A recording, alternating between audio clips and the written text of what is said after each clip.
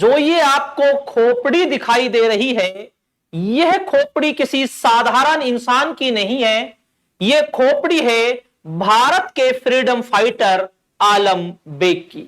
जब हम आलम बेग की कहानी सुनते हैं, जब हम आलम बेग का इतिहास पढ़ते हैं, तो बड़े अचंभित हो जाते हैं आलम बेग की वीरता को देखकर। और उसके साथ साथ आलम बेग की वीरता के साथ साथ जो अंग्रेजों की जो नीतियां थी, वह अंग्रेजों की क्रूरता जो थी, उसको देखकर भी बड़ा अफसोस होता है कि अंग्रेज इतने भी क्रूर थे। और इतनी भी क्रूरता किसी इंसान के अंदर हो सकती है जो आज अंग्रेज अपने आप को एक सभ्य नागरिक बताते हैं। जी हां, यह वो आलम बेग है जिन्होंने 1857 की क्रांति में क्रांतिकारियों का नेतृत्व किया था, और ये कानपुर के थे आलम बेग। लेकिन लास्ट में ये पकड़े जाते हैं। उसी समय ब्रिटेन की महारानी विक्टोरिया की आने की सूचना थी, और आलम बेग को तोप के आगे बांधकर आलम बेग को उड़ा दिया जाता है। जी हां, मार दिया जाता है।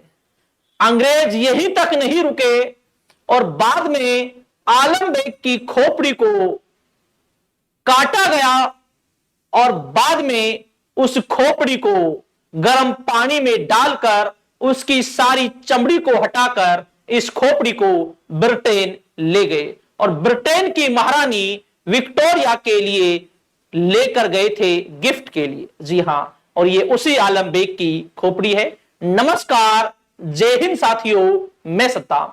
आज हम बात कर रहे हैं भारत के वो फ्रीडम फाइटर आलम बेग, जिसका इतिहास बड़ा अद्भुत इतिहास है। जी हां, अगर हम आलम बेग की बात करें, ये जो आलम बेग थे, इसके बारे में हमें जानकारी कैसे प्राप्त होती है, और अब हमें इसकी जो जानकारी है कहां से प्राप्त होती है, और ये इसके जो साक्ष्य हैं वो हमें कहां से प्राप्त होते हैं, उन्हीं पर हम चर्चाएं हम करेंगे। जी हां, हम बात करें अजनाला के कुआं, ये अमृतसर में है। कहां पर है? अमृतसर में।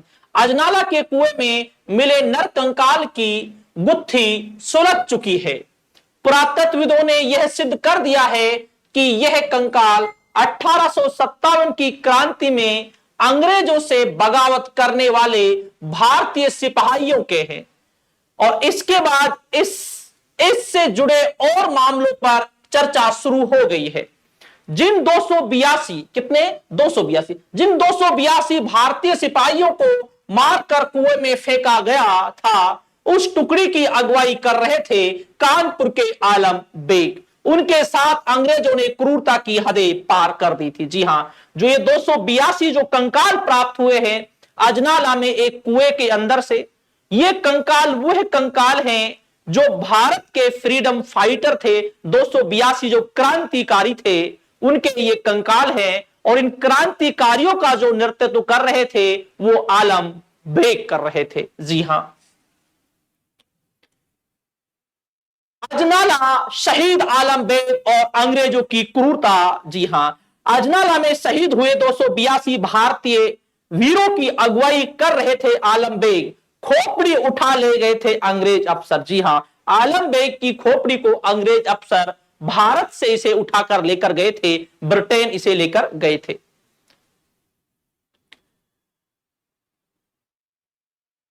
पंजाब के अजनाला, ये जो मिलता है हमें पंजाब के अजनाला से मिलता है। कहां से? पंजाब।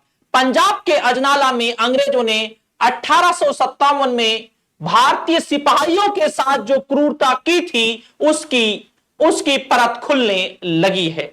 लगभग 165 साल बाद पुरातत्वविदों ने यह सिद्ध कर दिया है कि अमृतसर अजनाला के कुएं में जो नरकंकाल मिले थे वे भारतीय सिपाहियों के थे, जिन्होंने 1857 में अंग्रेजों से बगावत कर दी थी। जी हां, एक ही कुएं के अंदर 282 कंकाल प्राप्त होते हैं, और ये वही कंकाल हैं जो भारत के क्रांतिकारी थे, जिन्होंने अंग्रेजों के खिलाफ बगावत की थी। 282 वीरों को अंग्रेजों ने मारकर कुएं में डाल दिया था। इस कड़ी में अब हवलदार आलम बेग की कहानी भी जुड़ गई है, जिनकी खोपड़ी आज भी इंग्लैंड के एक पब में रखी गई है। यह खोपड़ी इंग्लैंड की महारानी को उपहार स्वरूप देने के लिए ले जाया गया था। इसका जिक्र ब्रिटिश इतिहासकार किम ए वेगनर ने अपनी किताब the scale of Alam Beg में किया है। जी हां, इसका जो जिक्र है किम ए वेगनर ने अपनी पुस्तक के अंदर इस सारी घटना का जिक्र किया है।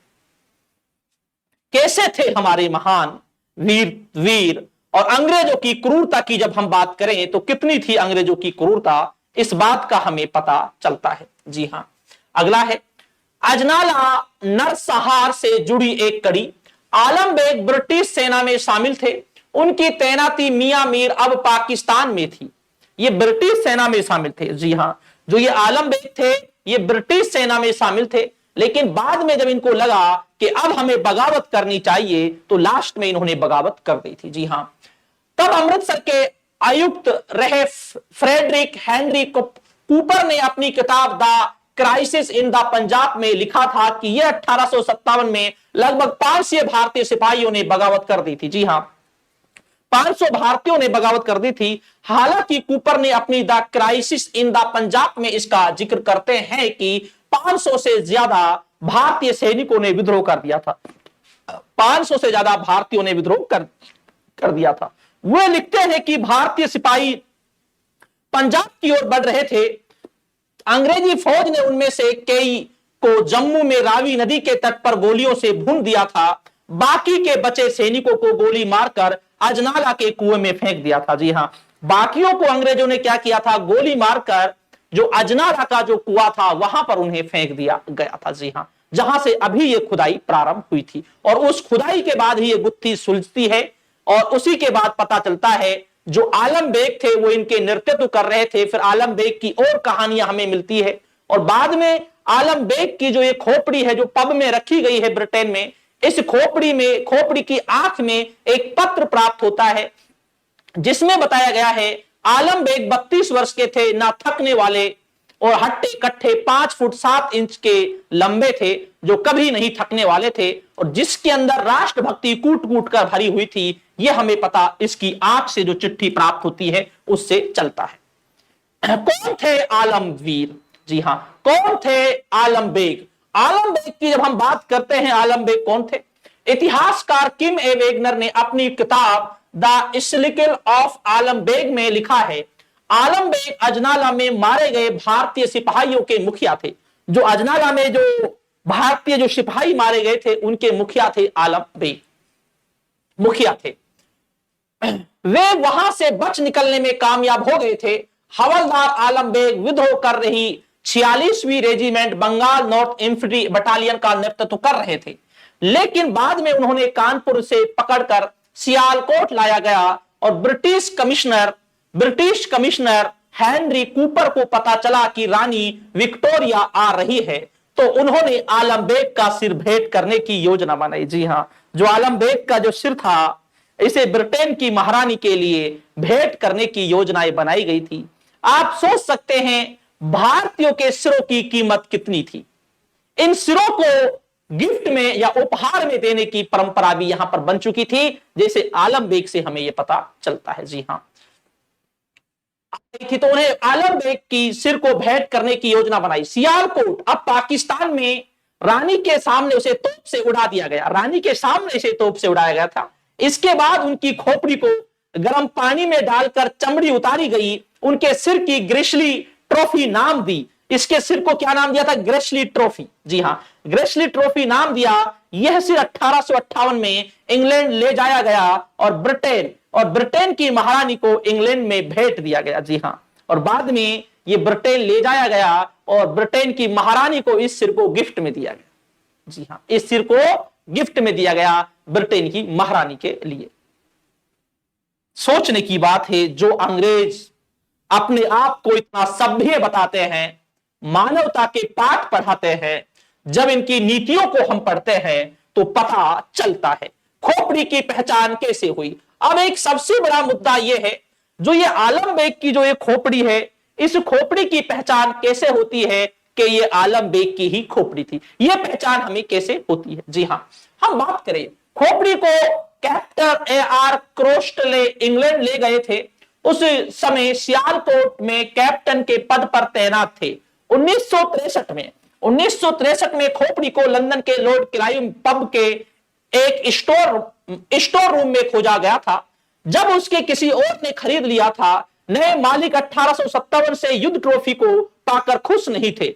इसे युद्ध ट्रॉफी कहा गया था। अंग्रेज इसे युद्ध ट्रॉफी कहते थे। देखो अंग्रेजों के क्या शौक थे, इसे युद्ध ट्रॉफी नाम देते थे। ठीक है ना। हम बात करें, नए मालिक इसे खुश नहीं थे। वर्ष 2014 में जब अजनाला में हुई खुदाई में नर कंकाल मिले तो उसी समय वैज्ञानिक वेगनर ने पब मालिक से संपर्क किया। ये पब मालिक के पास थी लेकिन वो खुश नहीं थे।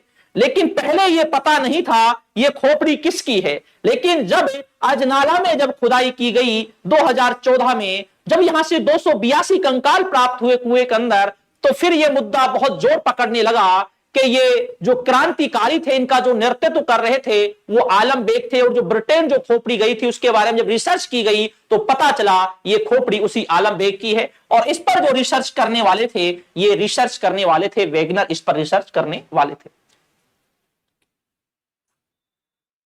और वेगनर ने पब मालिकों से संपर्क किया। जी हां, वेगनर ने पब मालिकों से संपर्क किया। अगला है, हम बात करें खोपड़ी की आंख में एक आधी गली हुई चिट्ठी मिली है। जो ये चिट्ठी है ये इस खोपड़ी की आंख से प्राप्त हुई है, जो आधी गली हुई चिट्ठी है। यह बात वैज्ञानिक वेंगर को पता लगी तो उन्होंने पूरा रिसर्च किया। चिट्ठी में लिखा था कि आलम बेग को जब तोप से उड़ाया गया था तो उनकी उम्र 32 साल थी, कद 5 फीट 7 इंच था, शरीर सुडौल था, वे कभी ना थकने वाला इंसान दिख रहा था। रिकॉर्ड में अंग्रेजों ने उस समय लिखा था कि आलम बेग पक्का देशभक्त था जो किसी हाल में झुकने को तैयार नहीं था। जी हां, इसे पक्का देशभक्त की से संज्ञा दी गई है और कहा गया है कि जो कभी ना झुकने वाले ऐसे प्रतीत होते थे वो थे आलम बेग। और ये चिट्ठी इसी की आंख से प्राप्त होती है।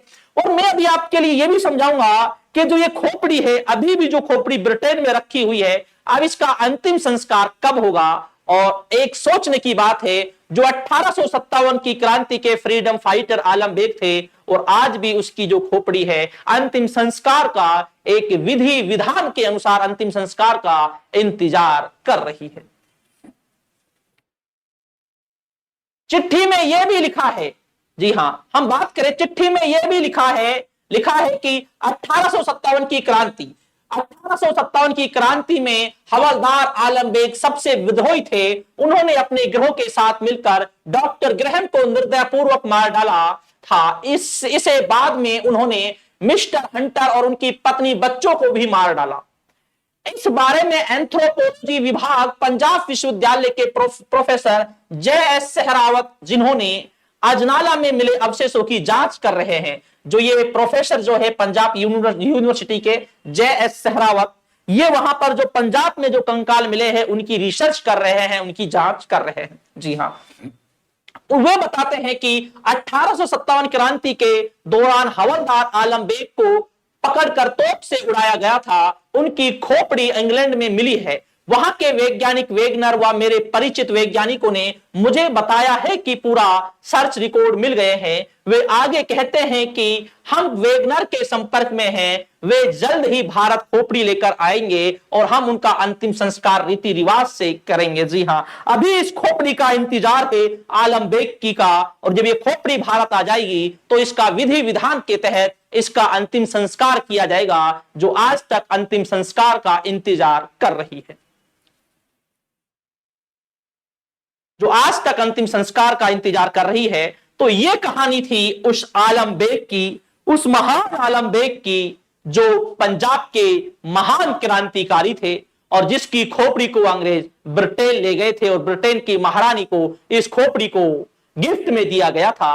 और आज भी ये खोपड़ी इंतजार कर रही है अंतिम संस्कार की। अब देखते हैं कब आलम बेग की खोपड़ी का विधि विधान के तहत अंतिम संस्कार किया जाएगा। तो ये जो आजादी है, इसे समझाने का मेरा तात्पर्य था, जो हमारे क्रांतिकारी थे जिन्होंने इस देश के लिए बलिदान दिया, वे ना हिंदू थे ना मुसलमान थे, वे केवल भारतीय थे। लेकिन आजादी के बाद जो देश की जो हालत है, जो देश एक जो जाति धर्मों में विभाजित हो चुका है, लेकिन आजादी से पहले जब हम गुलाम थे उस समय केवल हम भारतीय थे। और आज राजनीति में हमें अपने स्वार्थ के लिए बांट दिया है जाति और धर्म में। लेकिन जब हम क्रांतिकारियों को देखते हैं, चाहे किसी भी जाति और धर्म का हो, वो केवल इस देश के लिए, अपनी मातृभूमि के लिए लड़े थे। जी हां, नमस्कार और जय हिंद। यही हमारी आलम बेग की एक कहानी थी, जो एक फ्रीडम फाइटर थे। कैसी लगी आपको ये कहानी? और शायद इस कहानी को जब मैंने पहली बार सुना था, और फिर मुझे लगा क्यों ना इससे आप लोगों को रूबरू किया जाए। जी हां, और ये कहानी जो है, आप गूगल भी सर्च करेंगे तो आपको वहां पर भी ये कहानी मिल जाएगी, आलम बेग की। तो ठीक दोस्तों, शुक्रिया, धन्यवाद और जय हिंद।